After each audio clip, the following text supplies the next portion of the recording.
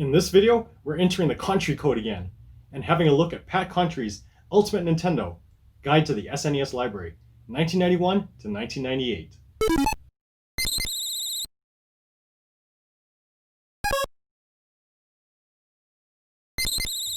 Hi everyone, John here. You heard me right, this book is actually called Ultimate Nintendo, Guide to the SNES Library. In a previous video, where I reviewed this book's predecessor, I called that the Ultimate Nintendo Guide to the NES Library, but that should have been Ultimate Nintendo Guide to the NES Library. Now that that's out of the way, what is this book about? As with a number of books I've reviewed, this is another book cataloging every game for a single platform. In this case, it's the Super Nintendo Entertainment System. Yes, yet again. It is a very popular topic in the last couple of years, despite the Super Nintendo Entertainment System nearing 3 decades old. As I've said, I will soon compare multiple books that have the same focus, so this video is just about Pat Contri's Ultimate Nintendo Guide to the SNES Library. Pat Contri, known on the internet as Pat the NES Punk, certainly knows his Nintendo video games. This is his second time as editor-in-chief and contributor to a video game-related book. As part of a team including 10 other video game enthusiasts, they seek to review and reflect upon every single Super NES game. The tome that I have here is the result. It also comes with a different cover if you prefer the European version of the Super NES. And either way, you can also get this digitally, which might be handy, but the physical book is definitely more impressive. The first and main section of this book is exactly 400 pages long, with reviews of 783 Super NES cartridges. Let's break this down. That's 721 North American releases and 62 releases exclusively for PAL territories. That is, Europe and Australia. They are all listed together instead of separated by region.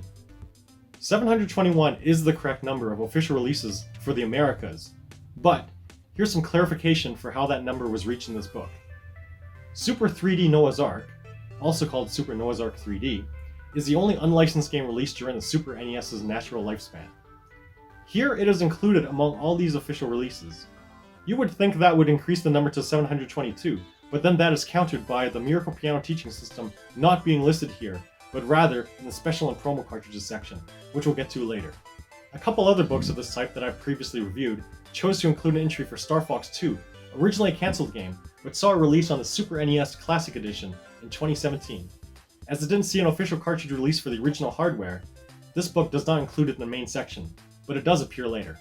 Speaking of cartridges, you probably already noticed one of the unique features of this book. Whereas common practice in other books is to just show each game's box art in the review's header, here it instead shows a very photorealistic render of each cartridge, so you can see the label, even including the top, for North American games. The cartridge shape is accurately represented, so you can tell when a cartridge is a European exclusive, and then when it is a North American cartridge, you can tell if it is an earlier or later game, as the design changed partway through 1993 with a different groove shown here. The different cartridge design of the unofficial Super 3D Noah's Ark is here, as are the specially colored game cartridges of Doom, Killer Instinct, and Spider-Man and Venom Maximum Carnage. Now, these cartridge images are a big deal. The effort required to render recreations of cartridges with accurate labels, colors, and shapes must be recognized. Other books are content to just grab a scan of the box art, which is far easier to do, and maybe too easy, as sometimes they don't even get the one from the correct region. Technically, cartridges like Super Scope 6 and the version of Super Mario All-Stars that also includes Super Mario World don't even have their own box, but by showing the cartridge instead, this book avoids having to deal with that inconsistency. Occasionally, the box art and cartridge art do differ, so this might actually be more helpful to collectors of loose carts. And the cherry on top is the background color of the header, which matches the key color of the cartridge label, so each review header looks sharp and unique. The actual information in this header is pretty thorough. If a game has a different name in Europe, it is mentioned here. Release dates include the month, not just the year. In addition to listing the developer and publisher, which is to be expected, the header also mentions who ported the game whenever applicable. The special features refer to if a game uses alternate controllers, but also if the game has a battery save or a password feature. And then the availability or rarity of a game is also mentioned, which is a handy nugget of information, especially for collectors.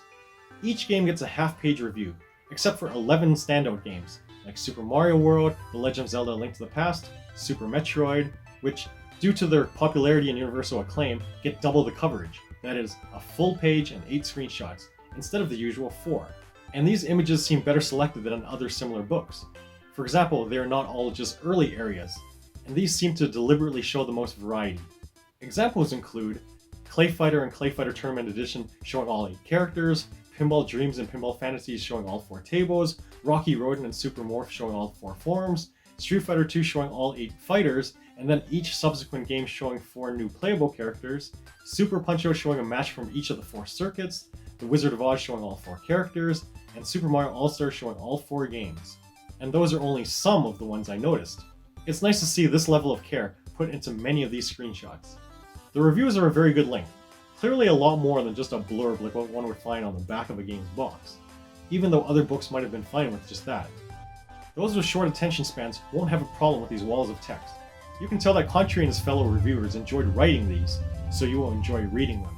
Alliteration, the repeated use of words beginning with the same letter, happens often enough to clearly be deliberate. Puns and even rhymes also appear. And that's for the reviews. The more casual reflections that are even more fun to read include Radical Rex's rap, Mortal Kombat 3's use of the letter K, Road Riot Forward's laundry list of negative adjectives, Mega Man Soccer's sentences of only 4 words, Street Hockey 95's thoroughness and facts about its cast, Wayne's World's use of Wayne's and Garth's catchphrases, X-Men Mutant Apocalypse's use of characters' names, X-Zone's use of X words, etc. The reviews are quite informative, and the more casual reflections include personal stories, interesting observations, and trivia. And you may be surprised to hear that I didn't find any factual errors in the reviews or reflections. I know, right? Being as nitpicky as I am, and as much text as there is, you'd think I'd find something, right? Even on licensed games, they're clearly familiar with the source material. Though they did miss mentioning that Dino City is based on the film Adventures in Dinosaur City. But not mentioning it isn't technically wrong. Besides, the movie has a different title, and is obscure to begin with. And the opinion that the music in Harley's Humongous Adventure is unmemorable? Unmemorable? Well, I most certainly disagree with that statement, as I've had that title music repeatedly stuck in my head since renting in 1993. That music rocks! However, that's just an opinion, so it's still solid when it comes to hard facts. Now, I did find a couple extremely minor spelling errors. I mean, really minor. But it would be super nitpicky to even point out that the band Green Jello, yes, it's actually pronounced Jello despite being spelled jelly, should have an umlaut over the Y, and that in the aforementioned X words in the X-Zone reflections, exasperating should be exasperating with an E, not an I. But as these are unusual cases, they are so stupidly minor that I won't even mention these. Oh, wait. But seriously, this is how far I have to go to even pick at the text. Though that's just the content of the text. If I can be nitpicky about other things, and you know I will, there are a few alphabetization issues. F1 Rock, PTO, and Super Battle Tank have their sequels listed before them, probably because it's not just looking at the letters, but every character, and so the space immediately after the first part of the title comes alphabetically before a colon. Similarly, this is why Street Fighter 2 Space Turbo comes before Street Fighter 2 colon the World Warrior. Another one is Bubsy 2, since it uses the Roman numeral 2, so it is essentially II, which is listed before the first Bubsy game because that was titled Bubsy in Claws Encounters of the Third Kind, and 2 as II comes alphabetically before the word in, IN. Sequels aside, there's stuff like F-Zero, which you'd think should be the last game that begins with F, because the F is followed by a Z, the last letter of the alphabet. But just because of the hyphen, it's actually the first F game. So you might think, well, there's still some logic here, even if it's not totally intuitive. But no, Mortal Kombat 2, as in II, is properly listed before Mortal Kombat 3, which uses an Arabic number 3, which should otherwise come before the II. If an exception was made for Mortal Kombat sequels to make the listing more natural, then they all should have been similarly adjusted. A design decision carried over from the NES book is having a screenshot from one of the games reviewed on each page as the background. While it does serve to make each page distinct, you actually see very little of it, because normally the text fills up the whole space. There are exceptions, like when there are an odd number of games between games that get a full page, so there's an odd one out that still has a half-page allocation but gets an unobstructed view of half the background. But the majority of the time it's essentially just a unique border, even if you can't tell what it is an image of, or what you can see seems odd. But it does make this book series stand out compared to others. After precisely 400 pages of reviewing all these regular cartridges, the book moves on to smaller looks at the irregulars. There are 9 special and promo cartridges not seen in some similar books, with the exception of the Miracle Piano Teaching System, which is oddly listed here instead of in the main section. Next are 5 test cartridges, and then a spotlight on selected Super Famicom games. Though Japan got almost 1,000 exclusive games, which is more than the rest of the world's total library, here is only a sampling of 58 standout titles. You've heard me point out in another video how Japan received way too many mahjong, pachinko, and shogi games. There's none of those mentioned here. But then again, you would think featuring at least one of each would make it more accurately reflective of the Japanese library as a whole. I did find it surprising that 3 Squaresoft games, Bahamut Lagoon, Front Mission, and Romancing Saga 3 didn't make the cut, but otherwise the selection seems okay. But with only 1 screenshot, only a box scan instead of a cartridge, no rating or reflections, and only a 1 or 2 sentence description, this is nothing but an extremely brief look. Though one interesting note is that Seiken Densetsu 3, the formerly Japanese-only third part of the Mana series, that includes the better-known Secret of Mana, gets the name Trials of Mana, which is now the official English name finally given to it in 2019 for its first official Western release via inclusion in the Collection of Mana compilation for the Switch, and the 2020 remake for the PC, PS4, and Switch. With the timing of the name change, other books featuring Super Famicom games that were published even just before this book have it listed with the original name, which isn't wrong either. But it is interesting how, much like Mother on the Famicom becoming Earthbound Beginnings on the Virtual Console, that how we refer to particular games can suddenly change even after almost 3 decades. Then, there are looks at 32 unreleased Super NES games, each with 2 screenshots and a bit more text than Super Famicom games have. No box or cartridge shot, as many of these wouldn't necessarily have them. Star Fox 2 is one of the games listed here, though its eventual release on the Super NES Classic Edition is indeed mentioned. Still counts as originally cancelled for the original hardware though, so it's fine here. So with the looks at special, promo, test, Japanese, and unreleased games, that's another 104 mini reviews, added to the 783 main game reviews for a total of 887 cartridges covered here. Though reviews of the software make up the bulk of the book, there is a small 4-page section looking at some hardware.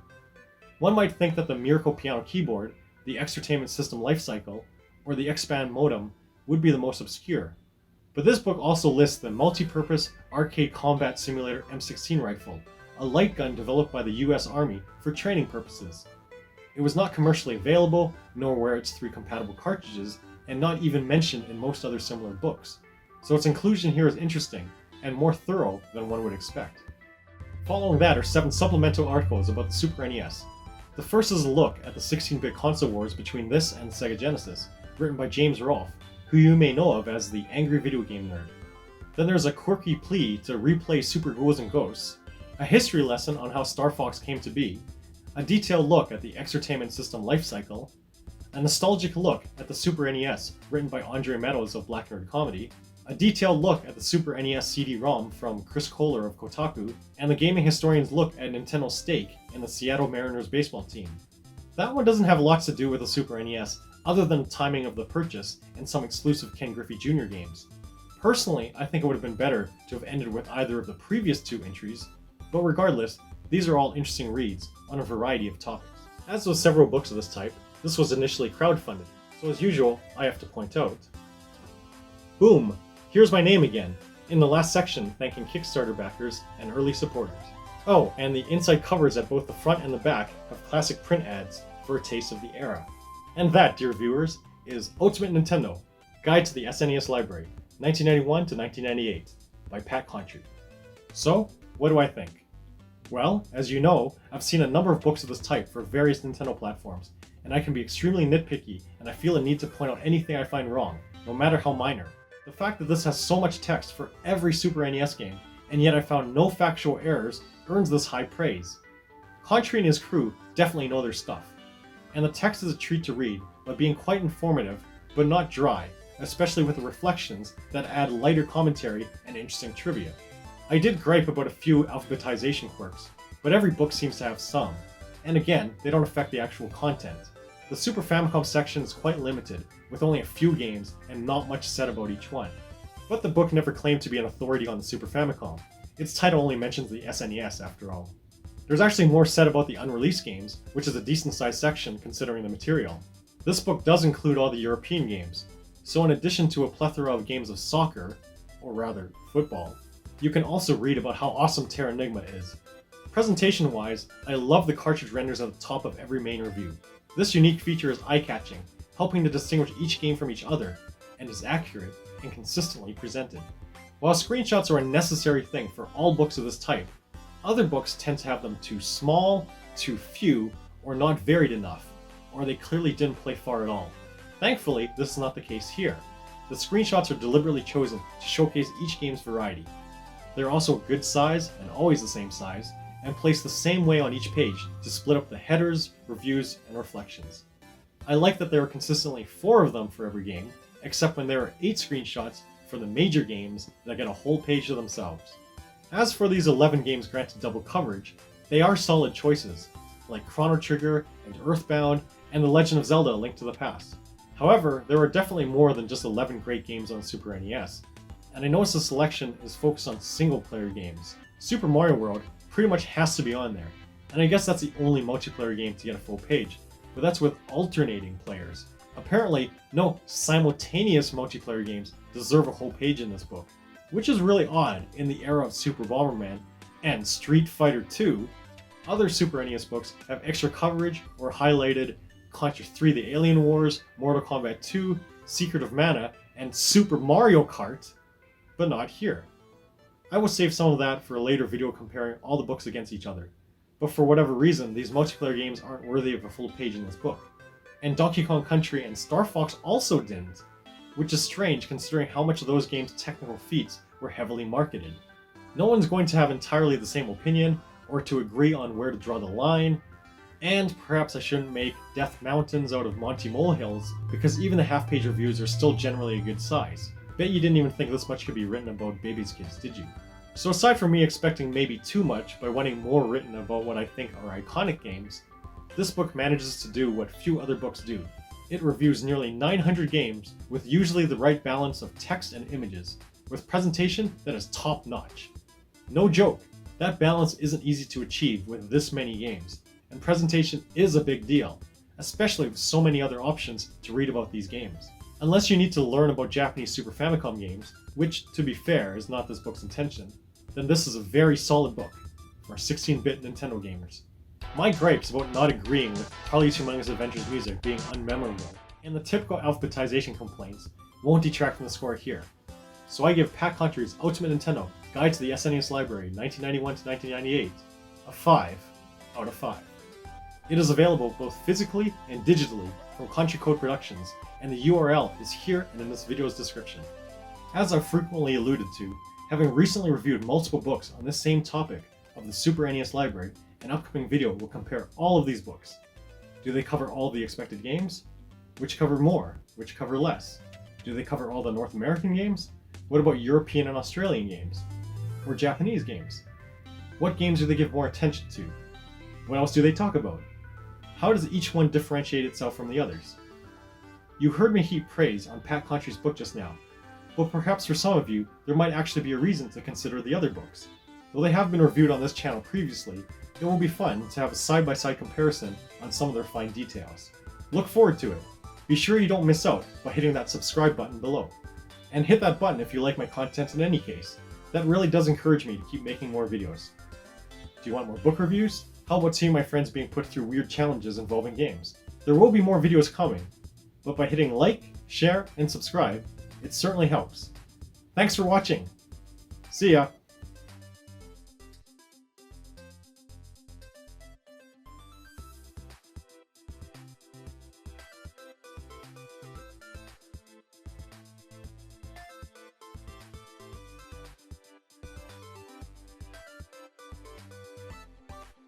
Dun dun dun dun.